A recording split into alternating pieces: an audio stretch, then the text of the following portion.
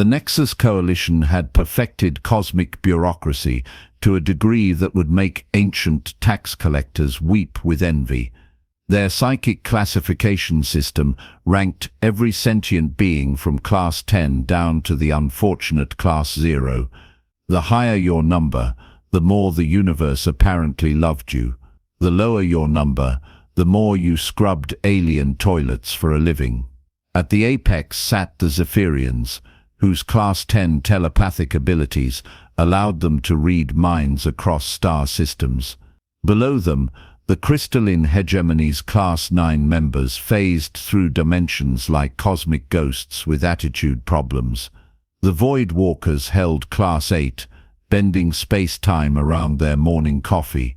At the very bottom sat humanity, specifically Kira Voss, whose Class 0 rating meant she possessed the psychic potency of a particularly unremarkable houseplant.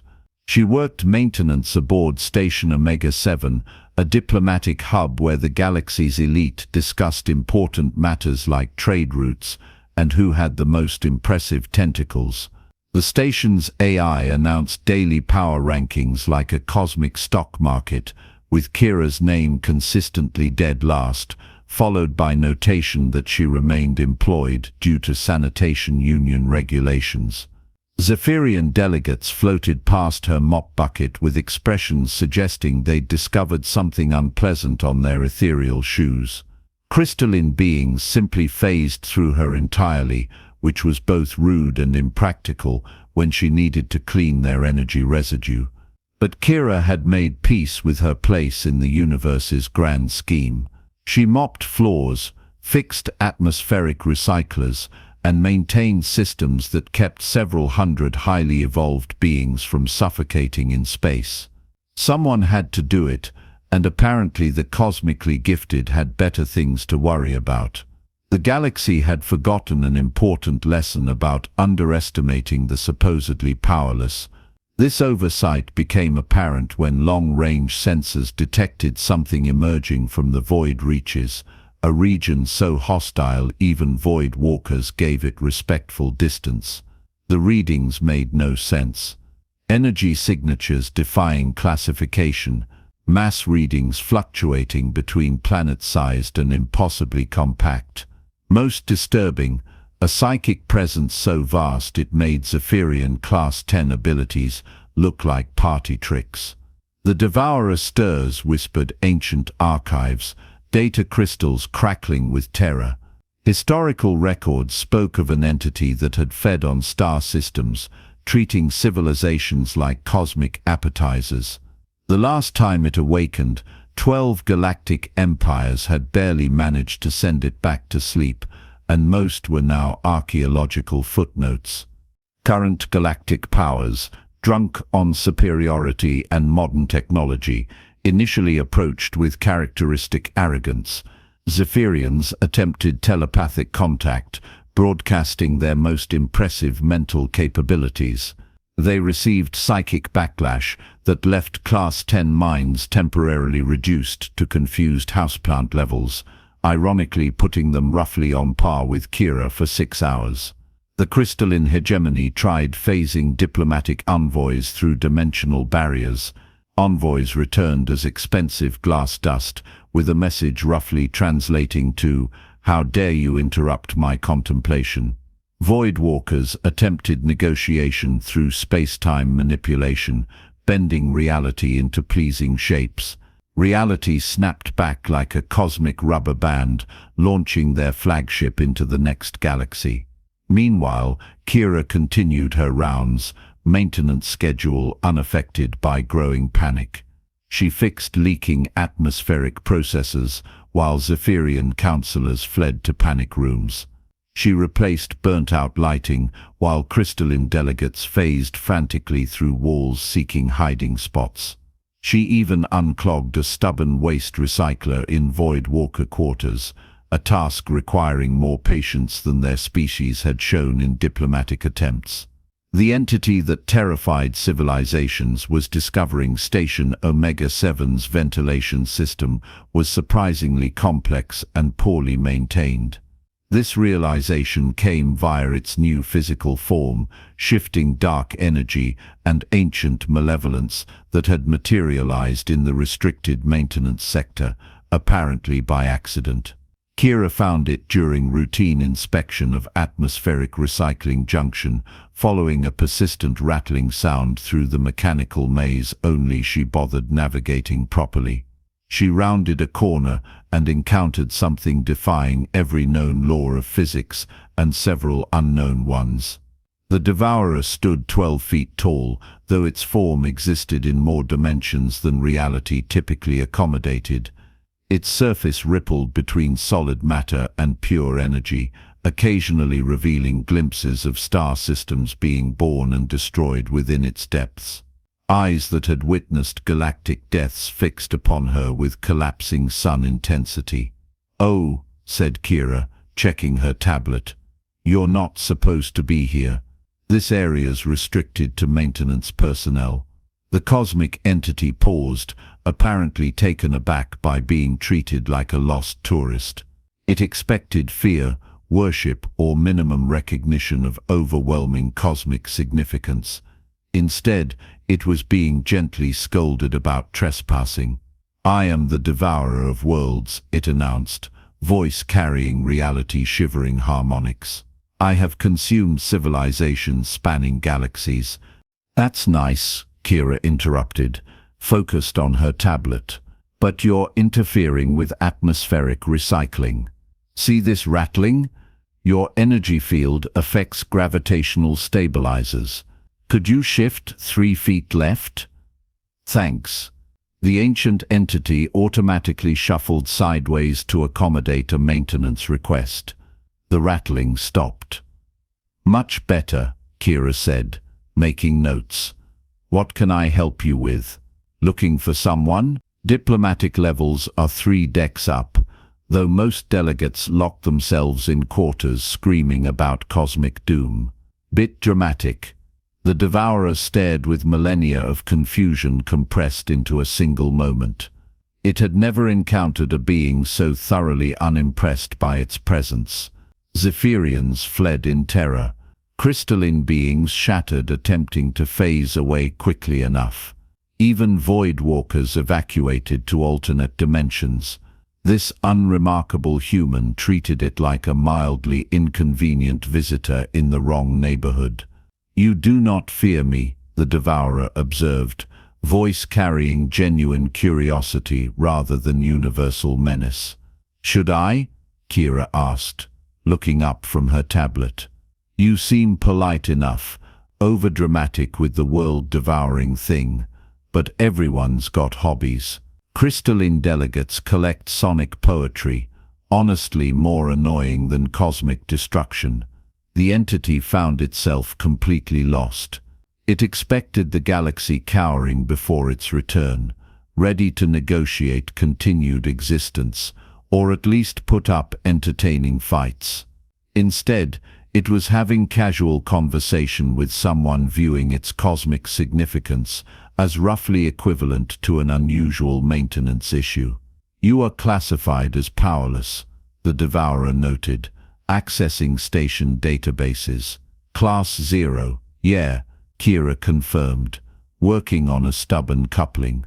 Turns out being unable to read minds or phase through walls doesn't qualify you for much. But someone's got to keep life support working, and apparently the cosmically gifted are too superior to learn basic mechanical skills. The devourer considered this. In its experience, power was everything. Strong consumed weak. Mighty ruled insignificant.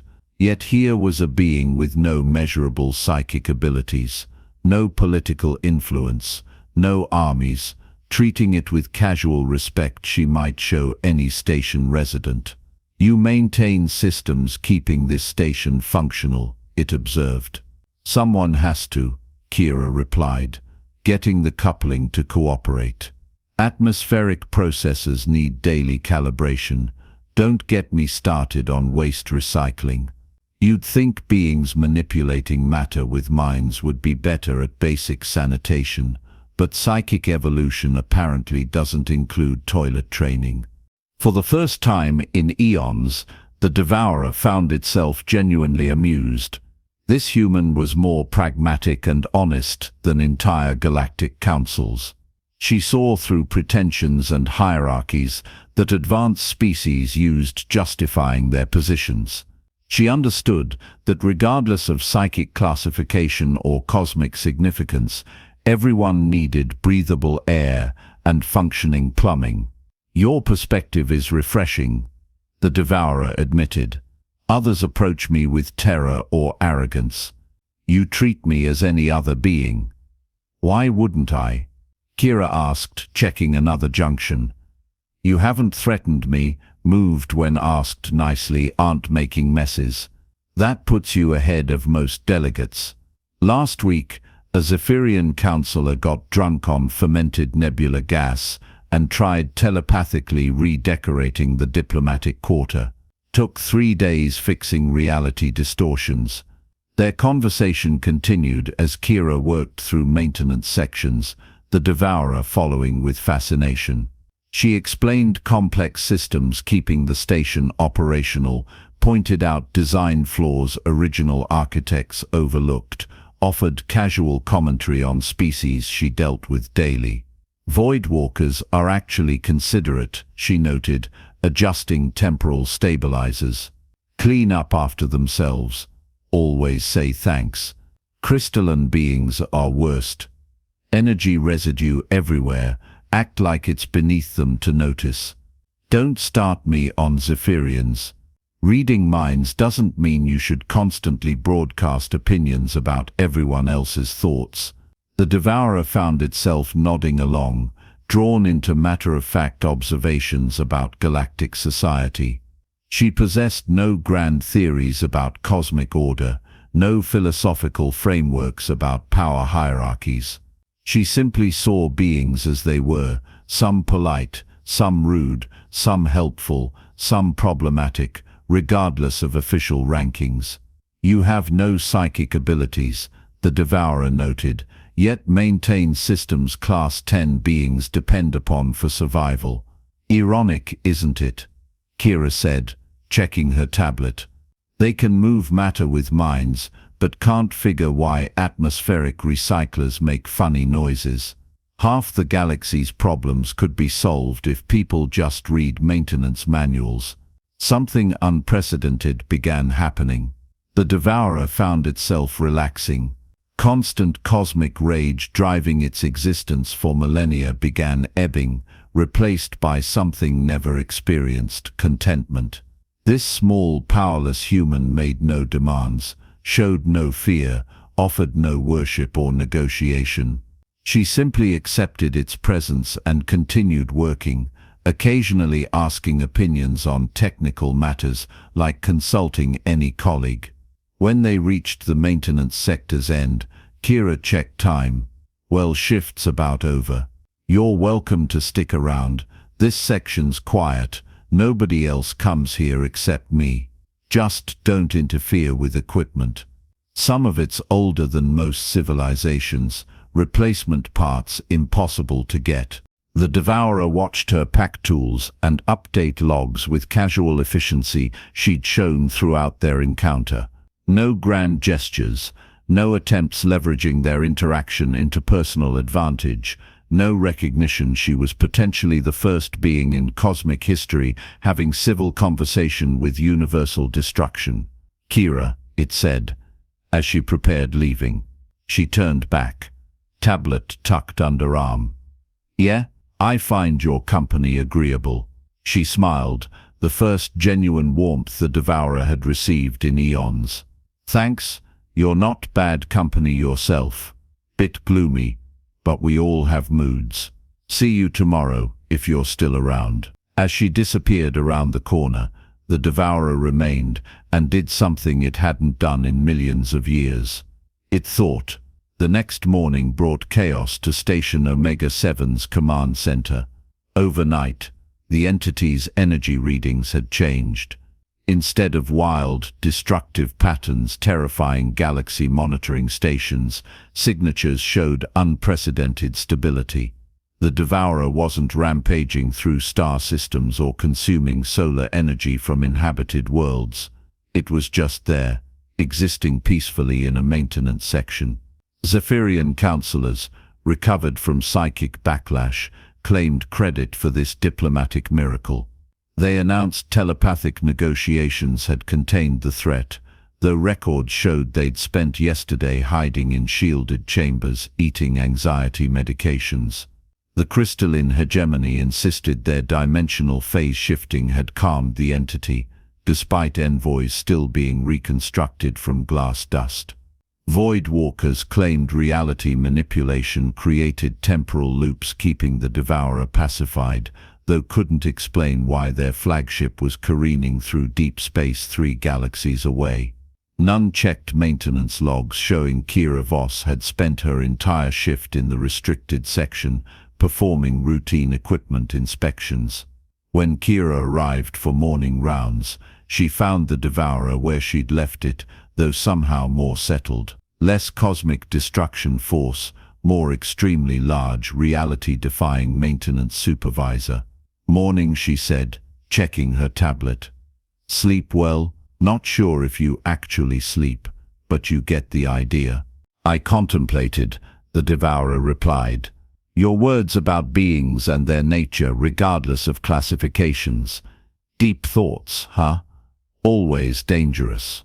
Kira began atmospheric processor inspections. You okay with me working while we talk? Full schedule today.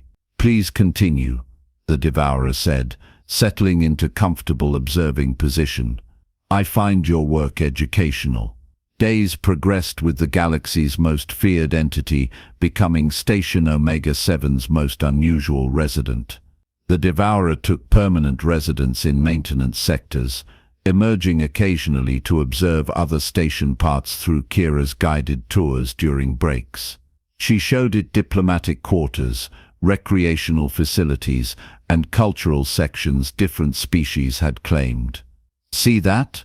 Kira pointed to a Zephyrian art installation of floating geometric shapes representing telepathic resonance of pure emotion. That's been there 6 months. Nobody's had heart to tell them it's just emergency beacon system trapped in feedback loop. I keep meaning to fix it, but honestly, it's the only thing they've made not broadcasting psychic static through ventilation. The Devourer studied the installation with serious attention of cosmic being examining profound artistic expression. It appears to be malfunctioning. Yeah, but they think it's art. Makes them happy, doesn't hurt anything. Actually improved emergency response time 30%. Sometimes the best fix is no fix. These conversations became daily routine. Kira explained practical realities of keeping multi-species diplomatic stations functional, while the Devourer offered observations about cosmic forces, occasionally useful for troubleshooting stubborn equipment failures. Their partnership became so natural, neither immediately noticed when other station residents began treating their interaction as perfectly normal. Delegates would encounter the Devourer during Kira's maintenance tours, and respond with polite nods rather than existential terror. The entity once inspiring universal fear was now recognized as that thing helping Kira with atmospheric processors. This might have continued indefinitely without the hegemony enforcement fleet's arrival 3 weeks into what Galactic Command still called the Devourer crisis.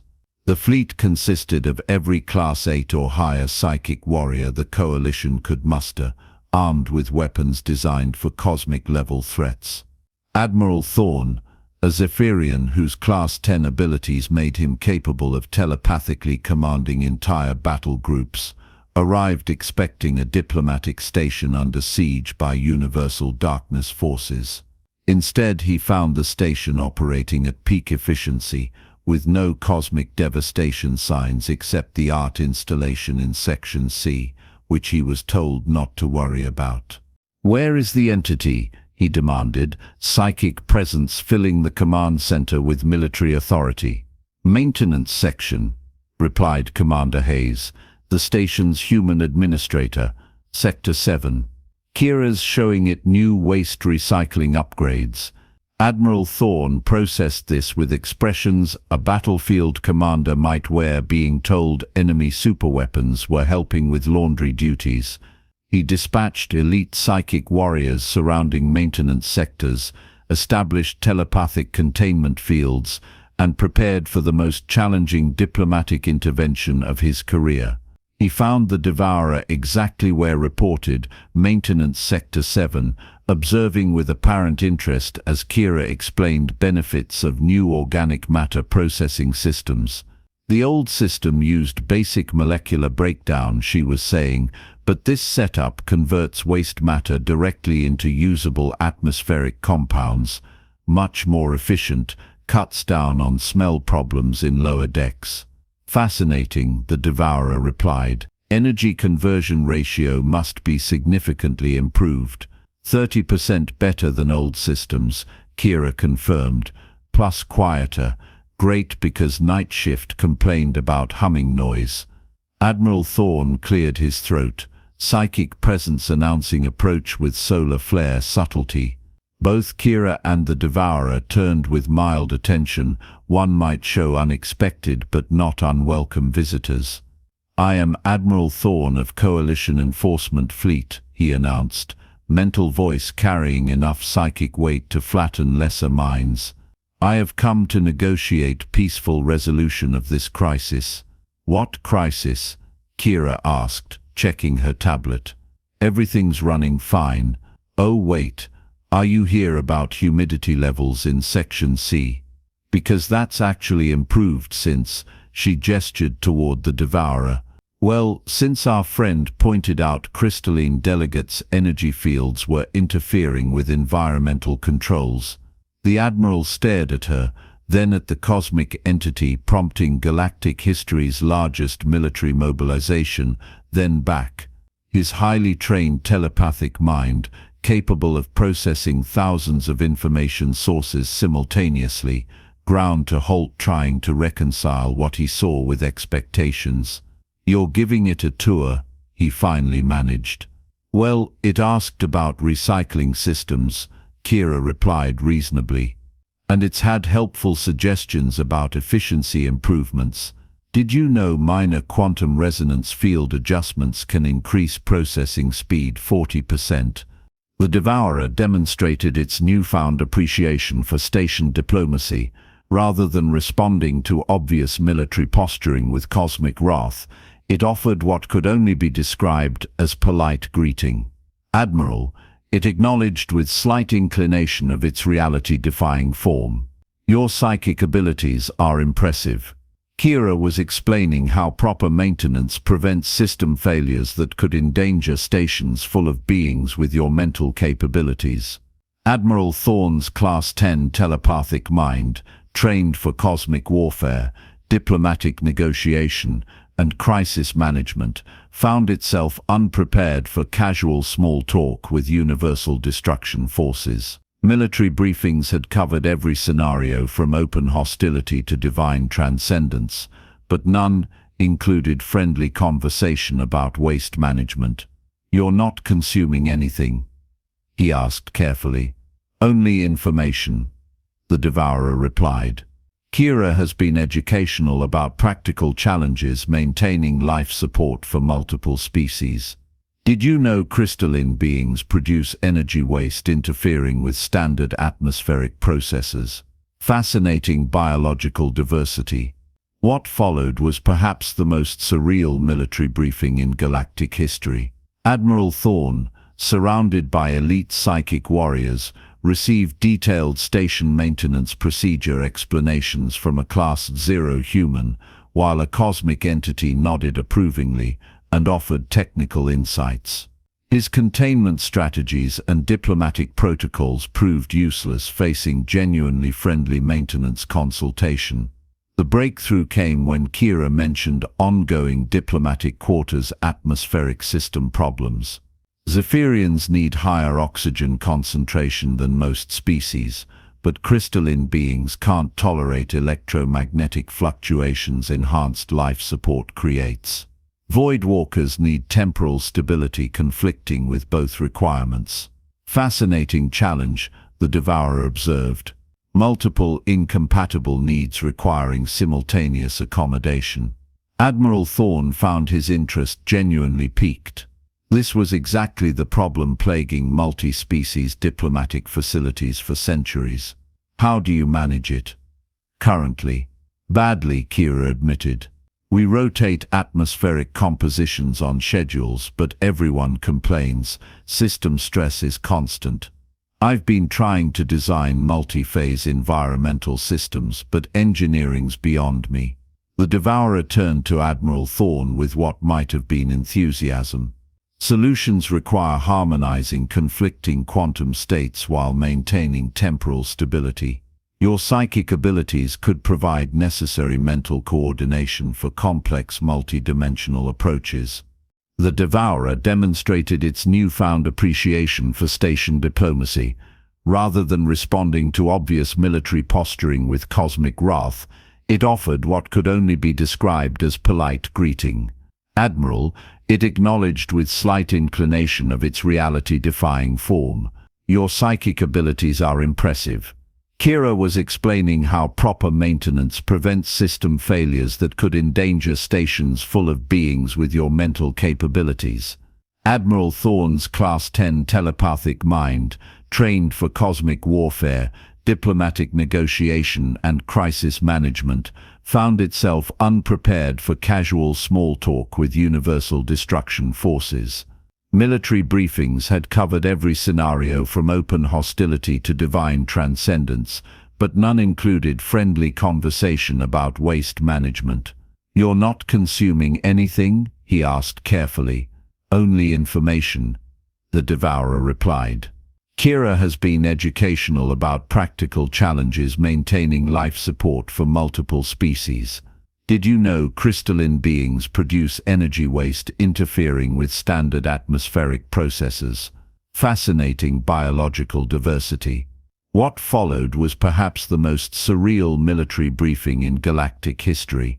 Admiral Thorne, surrounded by elite psychic warriors, received detailed station maintenance procedure explanations from a Class 0 human, while a cosmic entity nodded approvingly and offered technical insights.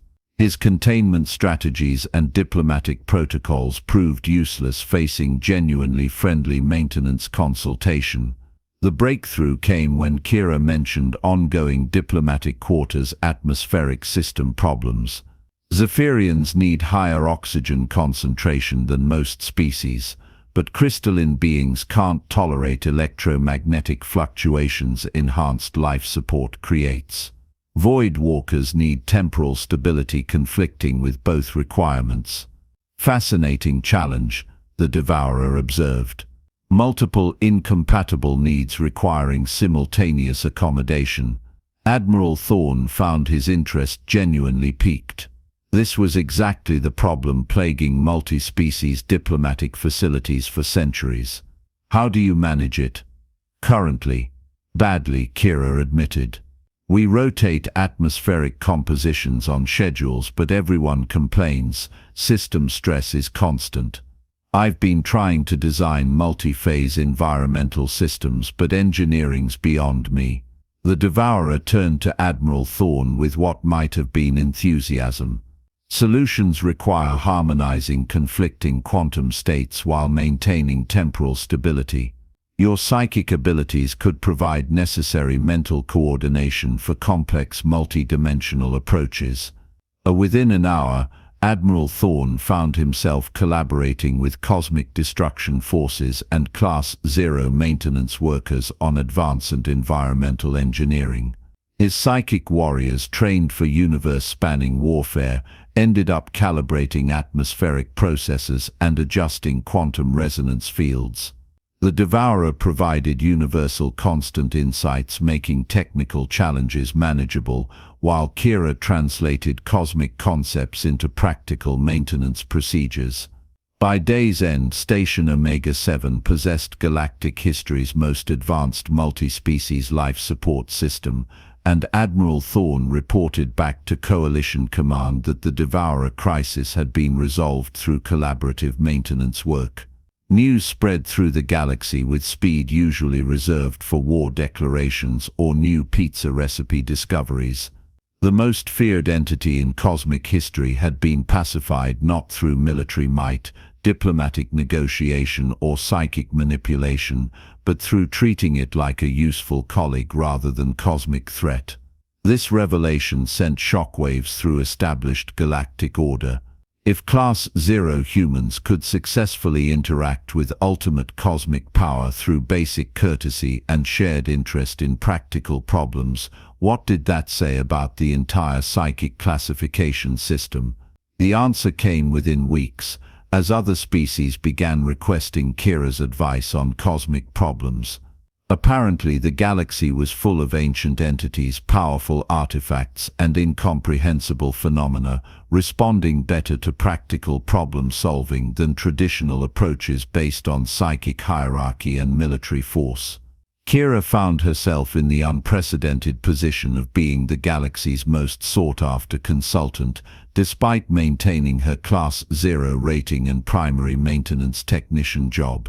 Beings who had previously dismissed her as cosmically irrelevant now competed for her attention, though she continued treating everyone with the same practical courtesy she'd always shown.